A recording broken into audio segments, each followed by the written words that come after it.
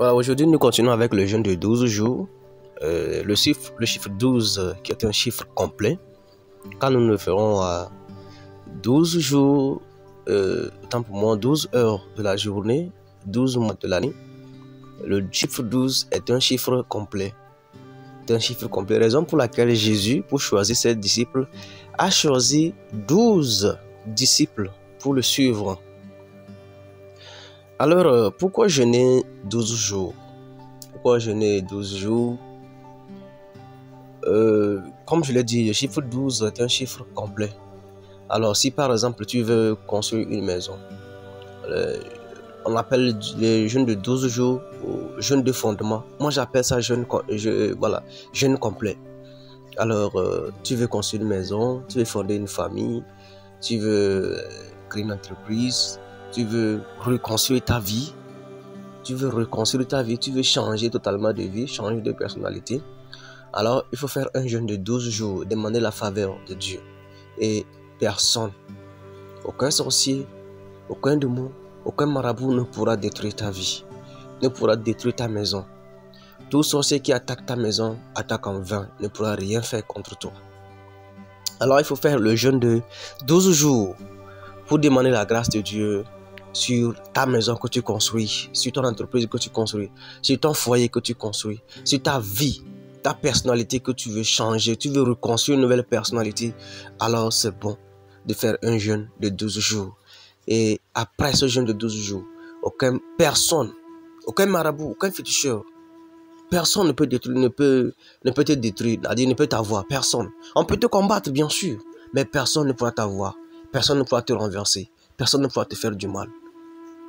Voilà, c'est un jeûne de 12 jours. Allons-y dans la Bible. Nous allons dans Exode chapitre 20, verset 24. Moïse, après être descendu de la montagne, il a pris 12 pierres il a fait un autel. Voilà, c'est avec 12 pierres qu'il a construit l'autel de Dieu. Vous pouvez lire la suite. Nous allons également dans Josué. L'histoire de Josué, quand Josué a levé la main s'est séparée en deux, ils ont traversé. Après qu'ils sont traversés, Josué chapitre 4, verset 3, verset 8 à 9 et verset 20. Après qu'ils soient traversés, Josué a demandé au peuple de prendre 12 pierres. Et avec ces 12 pierres qui formaient des camps. Et à chaque fois qu'ils sont dans ce camp-là, aucun ennemi ne pouvait les battre. Même juste à quelques jours de la terre promise de Canaan, il y avait les géants. C'est les géants qui habitaient Canaan avant que Josué n'arrive avec son équipe. Alors les géants n'ont pas pu. Qu'est-ce que Josué a fait? Il a pris les 12 pierres, il a formé un camp. Là où ils vont rester. Et c'est dans ce camp qu'ils étaient en faisant ce combat. Et les géants n'ont pas pu combattre les Israélites.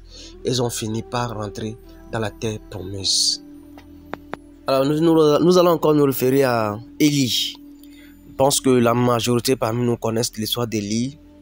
Élie a invoqué le feu qui est tombé du ciel et qui a brûlé l'Holocauste. Et autant pour moi, 1 Roi chapitre 18 verset 31 à 32.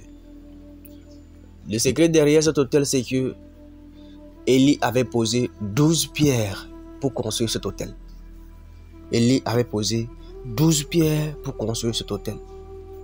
Alors, tu poses un fondement de 12 pour construire ton autel, construire ton église, construire ton foyer, construire ton entreprise, construire ta maison, construire tout ce qui est de toi. Tout marchera bien. La main de Dieu sera sur ce que tu entreprends.